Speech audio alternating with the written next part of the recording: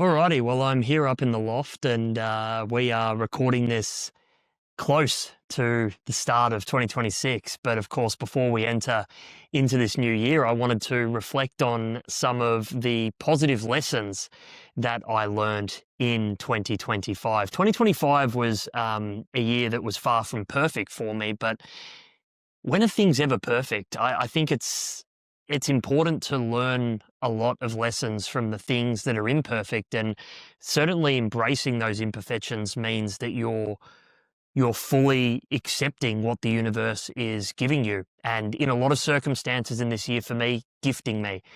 Um, well, I started the new year of 2025 in the United States, thinking that the logical path for me was to go um, into sports marketing and continue that path in the sports marketing corporate sector.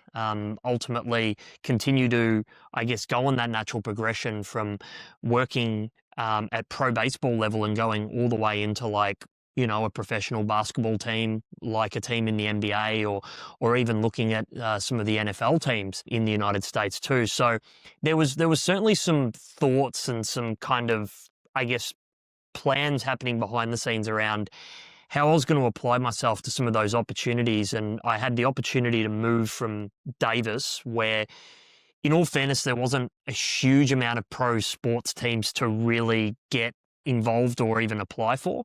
So weighing up the Bay Area market versus, sort of the Los Angeles, San Diego market, I made the decision to move down to San Diego, where I had a lot of connections, having experience at San Diego State University, a place where I had, alumni privileges.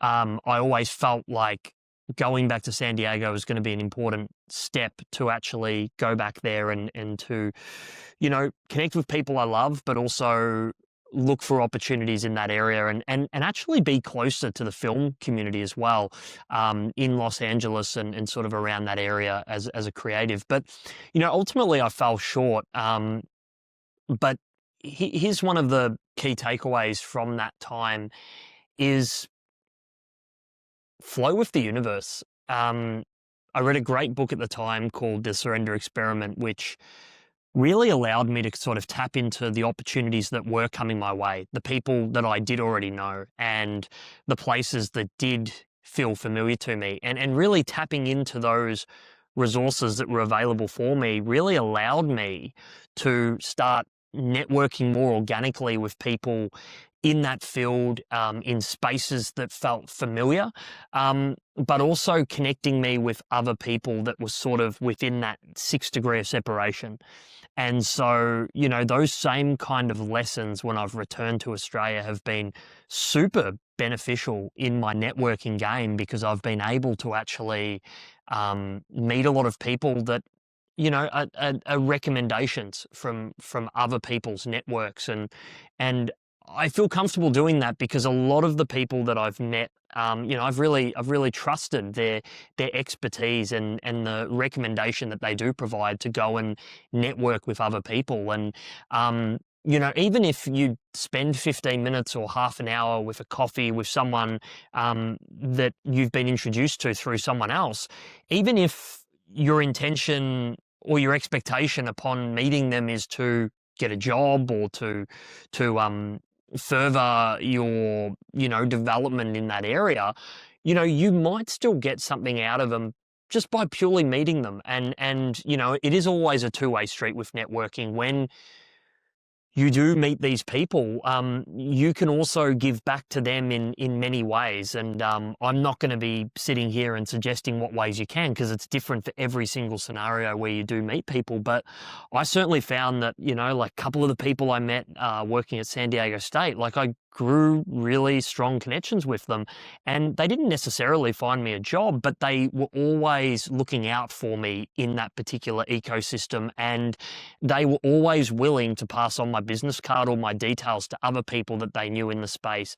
I was so fortunate that I met some people that just genuinely saw my heart for community storytelling. and wanted to set me up with opportunities, even if it was just like any old job to keep me in the country, just so I could continue to find other opportunities that were more aligned in documentary storytelling. I met those people over there, which I was really grateful for, and they always had my back. So, reflecting on that time in San Diego, not only with the amazing people I was staying with in terms of host families, but just the networking that happened so organically.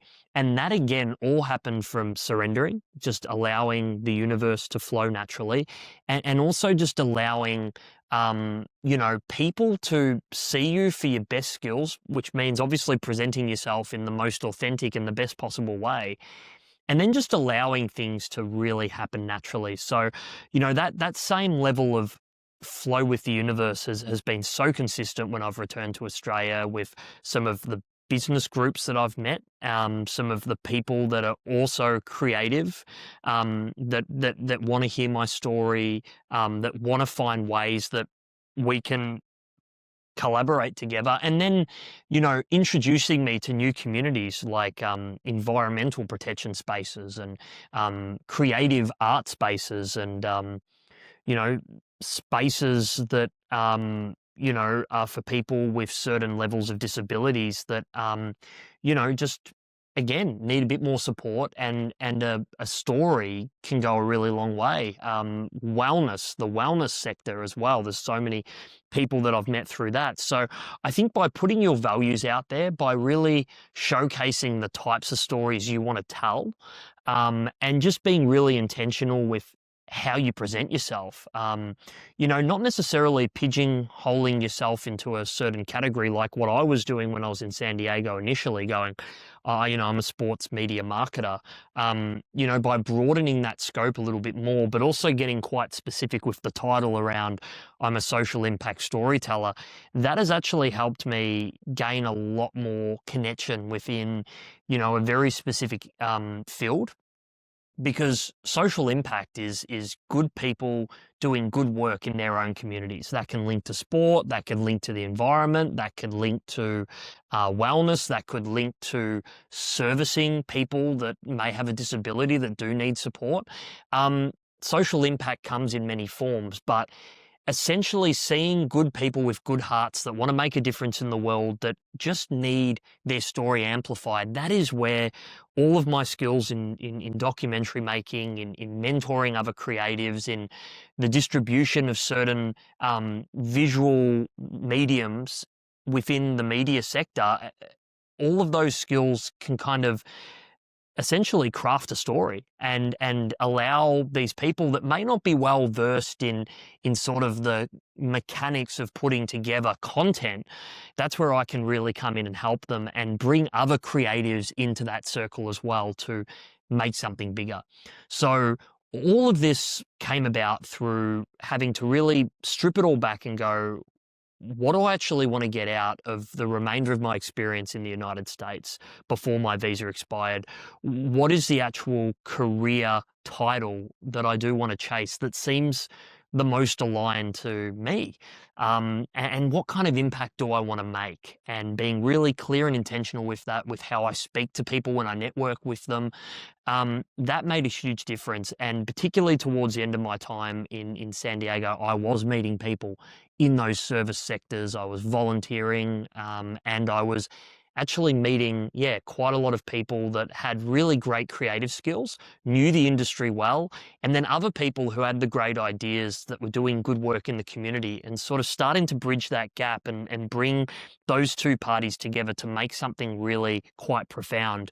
That was really starting to come up towards the end of my time there in the US. So I'm really grateful that I think I pivoted and got on the right path, and got on a more aligned path with the title that I'm going to call myself and the actual things that I was going to produce. Once I kind of figured that out, then the fun really began in Central America with all of those ideas. My second key takeaway on the journey has been, don't overcomplicate how you shoot content. It may seem like a really simple thing, but for 9 months there, I shot daily vlogs. And those daily vlogs really didn't have a lot of planning that went into them. Initially I was shooting on my mirrorless camera and, um, almost had a real structure to a lot of the content I was making, but it was just taking too long to edit. There's a lot of color grading in that. There was a lot of different components that took quite a lot of time. And that's not saying for a moment to, tone down the quality of your content, but essentially it's saying choose the path of least resistance when it comes to content creation. Like any kind of habit, you want it to be easy, you want it to be fun, you want it to be enjoyable. It's something that you will be really excited to share with the world. But more importantly, you've got to enjoy making it. And it's got to be less about your audience, more about you. And for me, this whole year, I knew whatever I put out there, my audience were going to be so welcoming and accepting of what I was going to make, because at the end of the day, they were getting to see a really authentic version of myself that was coming from a deep place of love and wanting to be vulnerable and share a certain message. And so for 9 months to be able to just shoot very easy content every single day. Now, I'm not saying for a moment it wasn't time consuming putting certain elements together. I shot the majority of it on my phone. I used software on my phone to edit all of the clips together, do voiceovers or do pieces to camera. And then, there's a little bit of thought that goes into the creating of the thumbnails, making sure they're standard with Instagram. Granted, they don't go and randomly change the the dimensions of a grid midway through the year, but it's just that thing of, once you get into a rhythm and a cadence with content creation, it becomes very easy. It becomes routine. But you certainly don't lose that level of fun. And I think that's where I turned the content creation into, like, every day I was coming to the table with, like, what am I going to communicate today to those people out there that love connecting with me through my daily vlogs? What are some themes that might come up today that are going to make it possible? Some days I was really clear on what I wanted to say. Maybe there were other days where I was less motivated and I had a little bit of a stockpile of content that I could share on that particular day that was already packaged up, ready to go. But the reality was that sometimes I felt like getting the vlog out of the way early in the day so I wouldn't be stressing about missing out on those days. But I remember by the time I got to Mexico, I was just so in the moment, living every day with so much zest, positivity, and just, I was always occupied by the journey, which was wonderful, which meant that I was so present in it. But it just meant that, like, the quality of the content was coming through the layers of what I was getting out of every day. And if that meant that I was 3 days behind editing on, like, a long 8-hour bus ride, and I had time where I was waiting at an airport and I could kind of bring all of these elements together and tell a story. I think one of the good things about what I do with my content creation is, alongside what I capture on my phone or my camera, or, any kind of content capturing, right? There is an element of being able to capture moments through journaling. And I am a little bit old-fashioned like that. I like writing things down, and I do like taking a journal with me when I travel, and I try my best to do daily journals. And any kind of other ideas I have throughout the day, whether it's a little business idea I get from a conversation I have in the streets with someone random, or whether it's someone who I trust very closely that has a really great idea after I've spitballed a few random things, and I just want to write down an idea and get it into my head. Always having a pen and a pad around for me has been such a weapon, has been such a powerful tool to have. And that also helps with, when you've shot content and you're a couple of days behind, or you're in the moment doing a documentary and you see it unfolding, like you see a scene unfolding and you go, okay, if I bring this scene together and that shot together and then that voiceover from that person there, these 3 shots all mark up beautifully with what this person has said. Having those notes that you've written down, almost editing notes for you when you get to that visual assembly, when you do upload all your footage, to have all of that information already dotted in, because in the moment when you were filming this content, you've had all of these ideas and you've been able to see really clearly how you want to bring elements together. That can really help in your edit. And same thing for my daily vlogs. If I was a couple of days or even weeks behind on editing my daily vlogs, I could then go back to my journal and go, sequentially, okay, I started my day like this, then I went to this spot, and then I had a coffee over here, then I went to the market there, and then I did some editing sessions with my students later in the afternoon, and then at night we went to a rooftop bar. You know, all of those things that we did in the day, all of those things that I want to include, if there isn't a very clear theme, if it's just a day in the life of I did this, this, this, and this, and that's why it was fun.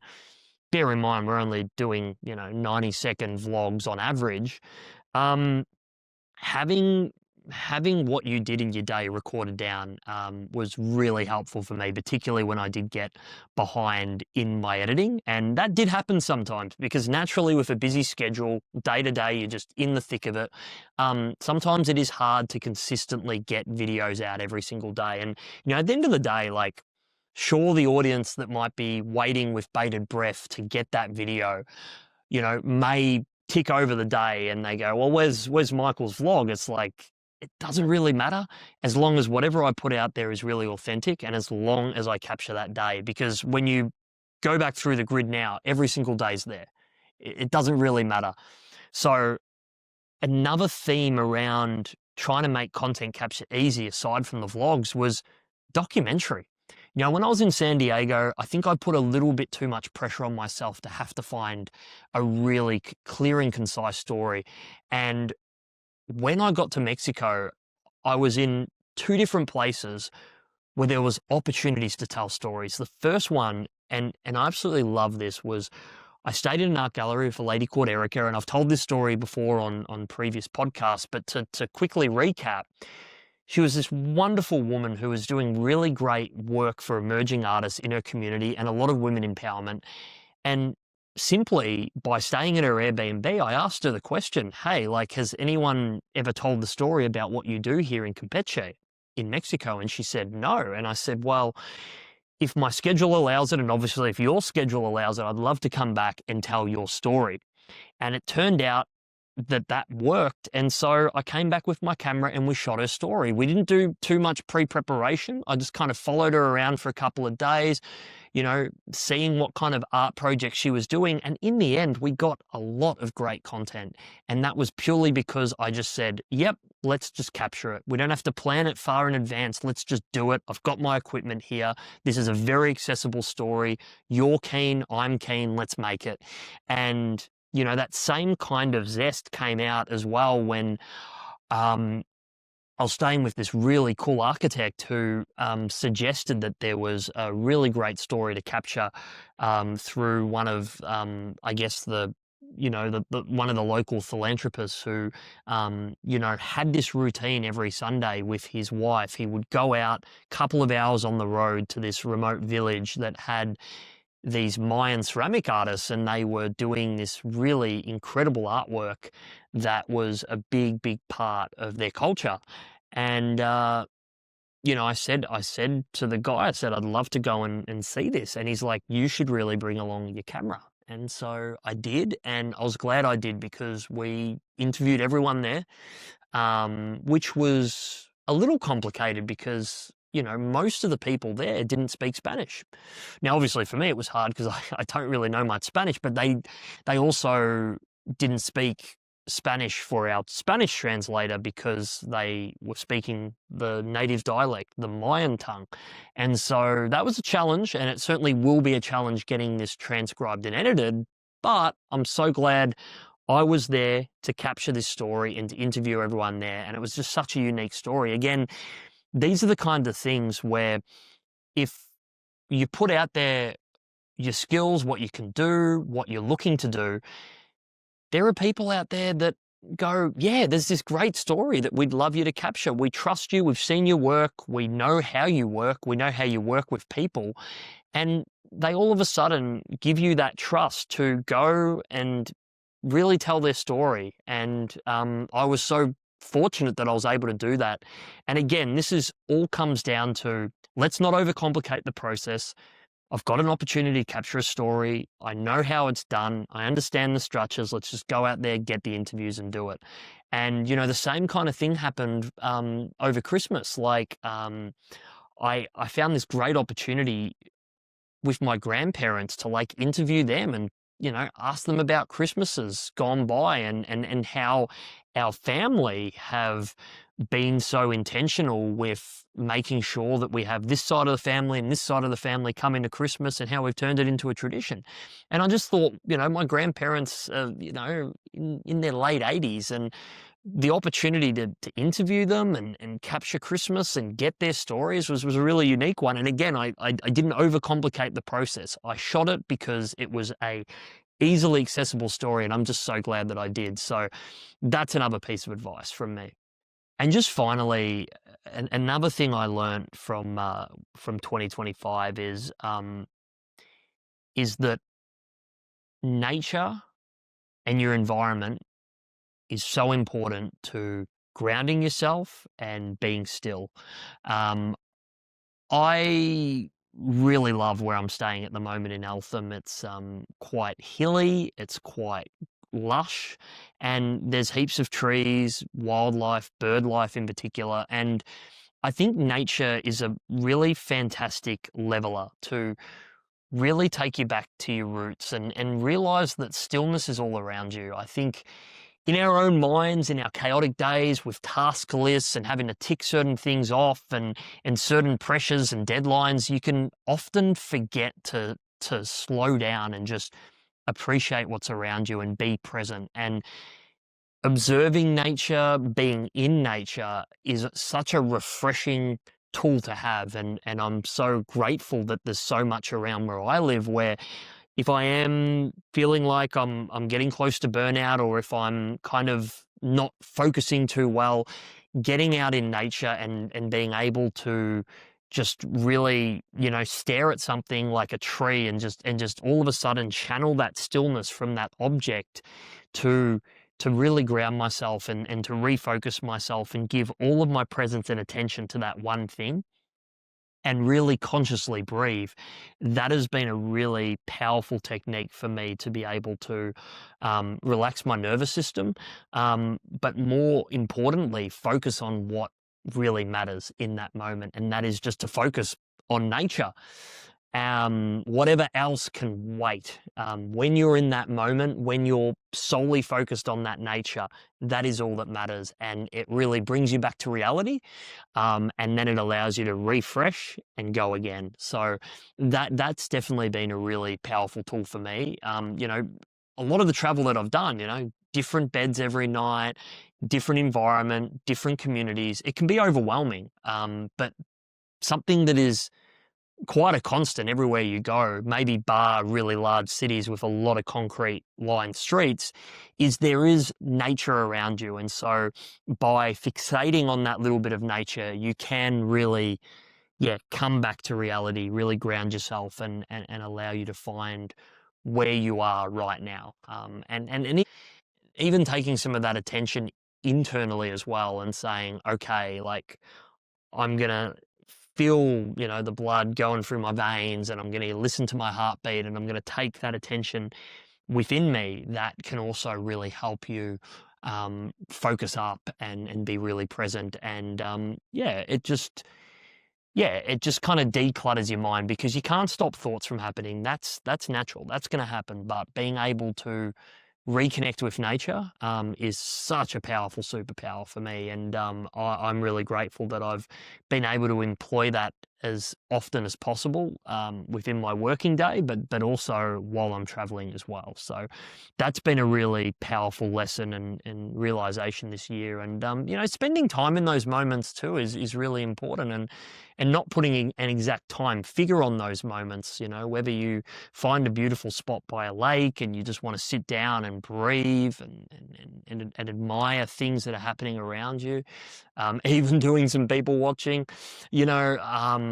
wherever it is, wherever your sacred place is, returning to nature is something that for me has helped me so much in 2025.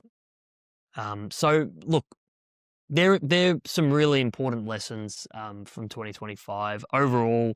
To have the opportunity to have started 2025 in the United States, to move from Davis to San Diego, and then go across and be the program supervisor for Actuality Abroad in Mexico and Guatemala was such an incredible experience to be able to mentor and teach documentary.